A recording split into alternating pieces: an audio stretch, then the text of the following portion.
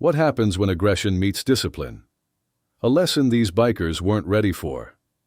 It was a mild Saturday evening in a quiet park near the outskirts of Lexington, Massachusetts, the kind of place where families gathered for picnics, little kids kicked around soccer balls, and teenagers lounged on benches scrolling through their phones.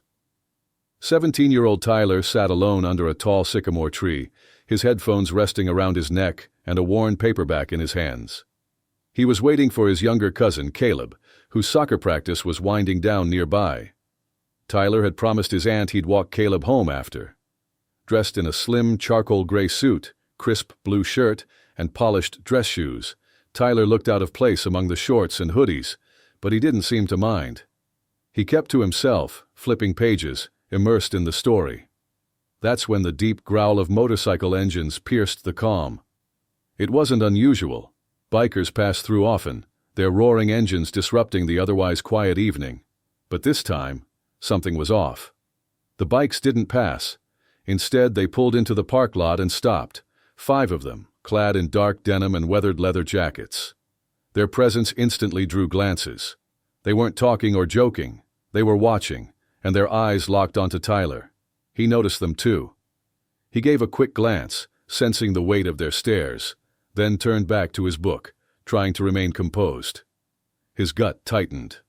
Something felt wrong. The bikers didn't linger near their motorcycles. One of them, a tall, broad-shouldered man with a jagged scar along his jawline, muttered something to another before they started walking, straight toward Tyler. The sound of heavy boots on gravel reached him before he looked up. The scarred man was now only a few feet away, flanked by 2 others, their faces expressionless, but focused. The trio moved deliberately, like men with a goal.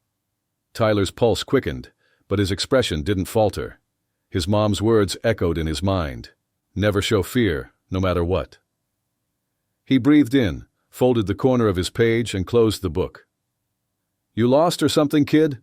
the scarred man asked, his voice rough and pointed. Tyler looked at him, calm but alert.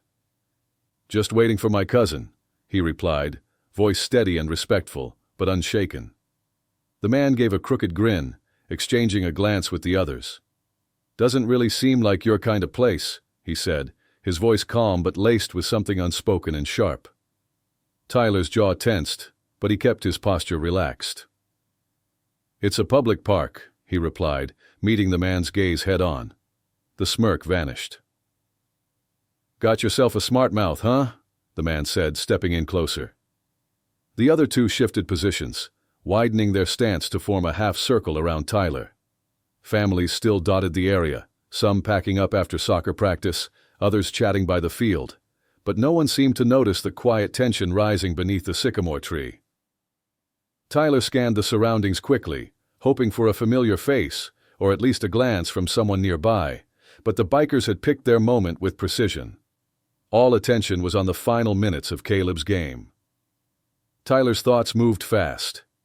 He wasn't panicked, not yet, but things were shifting. Years of disciplined martial arts training had taught him to stay calm, read the field, react with purpose. He'd learned that control always came before confrontation. "Look," Tyler said, his tone steady but firm. "I'm not looking for a problem. Just here to walk my cousin home." The scarred man didn't back down. He leaned in slightly, just enough to invade Tyler's space. "Who said anything about a problem?" he muttered, the corners of his mouth twitching with challenge. Tyler felt the weight of their stares, the taunting energy pressing in around him. His hands rested loosely on his knees, but his posture was balanced, ready if it came to that. The next words, however, confirmed what he already knew. They weren't walking away. "Maybe you should show us what you're really made of," the man sneered, while the others chuckled quietly behind him. Still, Tyler didn't move. He didn't blink. His hands remained where they were, calm and steady, but his eyes locked onto the man's face with trained focus. Years of sparring had taught him how to study people, their stance, their shifts, even their breath. And these men? They weren't bluffing. The scarred man, confident Tyler would crack, leaned in further, casting a shadow over him. "What's wrong, kid? You scared?" he whispered. Tyler exhaled slowly through his nose, his silence saying more than any words could. He didn't need to answer. Fear wasn't the issue. It never had been. What pressed on Tyler's mind now was time. How long until Caleb's practice ended? How long until someone in the park finally noticed what was happening under the shade of the sycamore? Leave him alone. The voice sliced through the tension like a crack in glass. Tyler turned slightly, just enough to spot a small figure standing a few yards away. Caleb, his younger cousin, had stepped off the soccer field, cheeks flushed from the game, sweat still clinging to his forehead. "Caleb, stay back," Tyler said sharply, his tone protective and firm.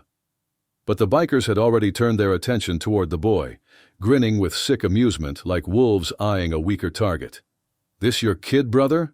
one of them sneered, pointing a gloved finger. "Maybe we show you both how things work around here." Tyler's pulse kicked up, not with panic, but with resolve. He rose from the bench slowly, his movements deliberate, smooth, unwavering. His eyes stayed locked on the group. With subtle control, he adjusted his footing, grounding himself in the stance he'd repeated countless times on training mats. "Don't touch him," Tyler said, his voice steady but edged with steel. The scarred man let out a mocking laugh. "Look at this tough guy," he said, gesturing to his crew.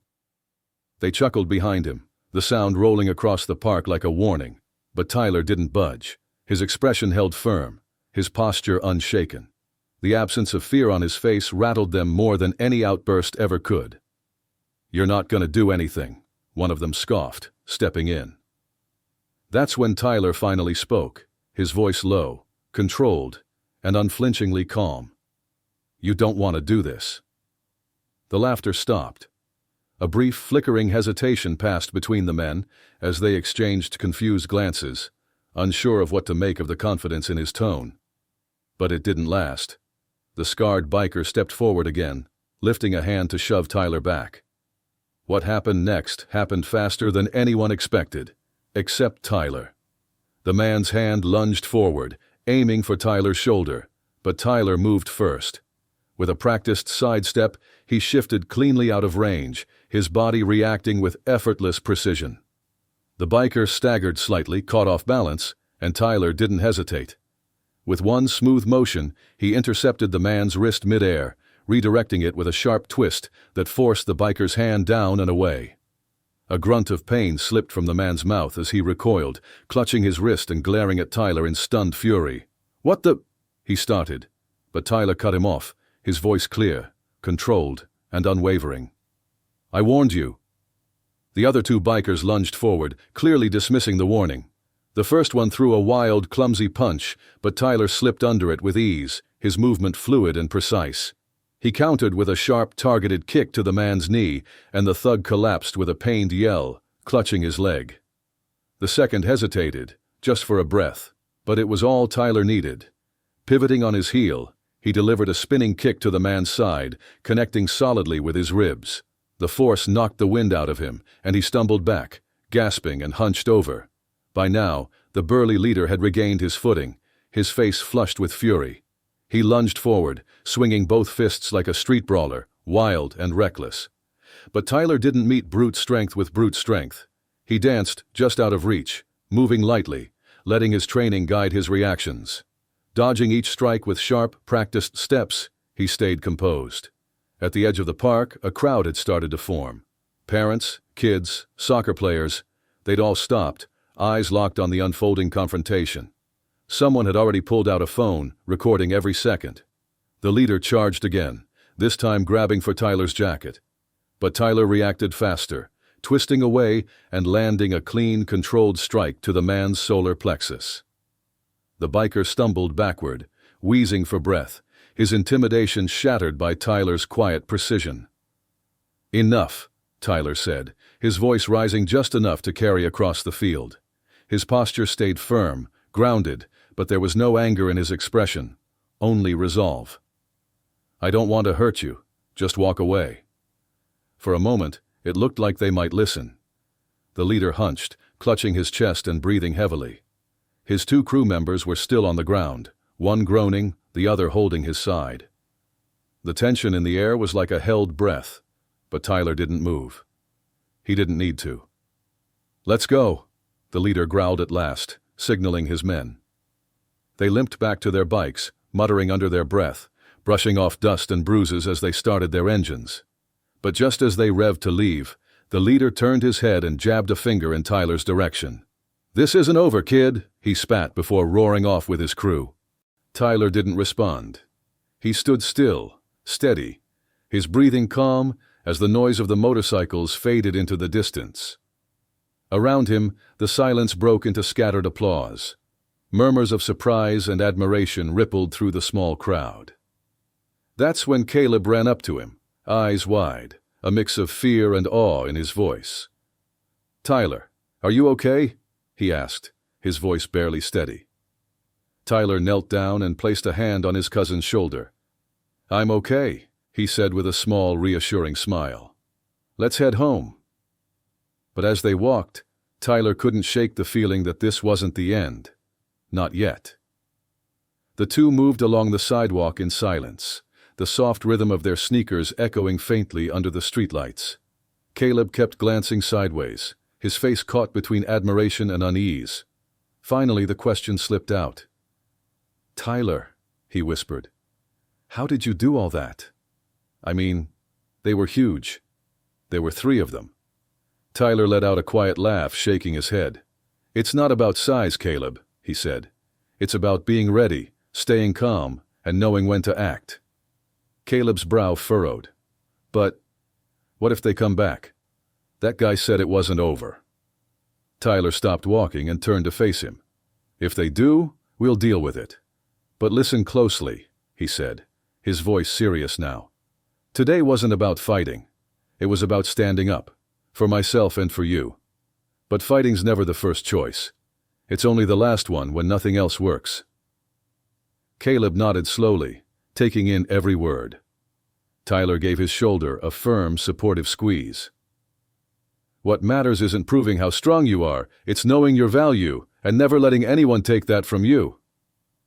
When they reached home, their aunt was standing on the porch, arms crossed, concern etched across her face. "You're late," she said, her voice a mix of relief and worry. Tyler hesitated, glancing at Caleb, who remained quiet. "Something happened at the park," he admitted, choosing his words with care. He didn't want to alarm her, but he believed in telling the truth. As he described what had unfolded, her expression shifted, fear melting into something else. Pride. She listened closely, lips pressed in a thin line, but her eyes shimmered. "Tyler," she said softly when he finished, "I'm proud of you, for protecting Caleb and for staying true to who you are. But promise me one thing. Never put yourself in danger unless you absolutely have to." "I promise," Tyler said, and he meant it. That night, lying in bed, he went over every moment again in his mind. The confrontation, the crowd, the leader's warning. This isn't over, kid. But Tyler didn't feel fear. He had learned long ago that fear only wins when you give it permission to. Instead, what Tyler felt was a quiet sense of clarity. The world wouldn't always play fair, but moments like this proved that discipline and courage could still shift the balance. Deep down, he knew this wasn't just a test of technique, it was something greater. A reminder that standing firm against what's wrong, even when it feels overwhelming, is always the right choice. Tyler's story is a striking example of resilience, readiness, and choosing the right moment to act. His steady composure in the face of aggression shows that real strength isn't about muscles or threats, it's about self-respect and doing what's right. If this story resonated with you, take a moment to think about how you can stand up, for yourself or for someone else, when it matters most. Remember, bravery doesn't mean you're never afraid. It means you act with purpose, even when fear is in the room. If this message inspired you, give this video a like. Share it with someone who might need a reminder of their own strength. And subscribe to our channel for more true stories that show how quiet courage can echo the loudest. Because sometimes, it's the calmest voices that leave the deepest mark.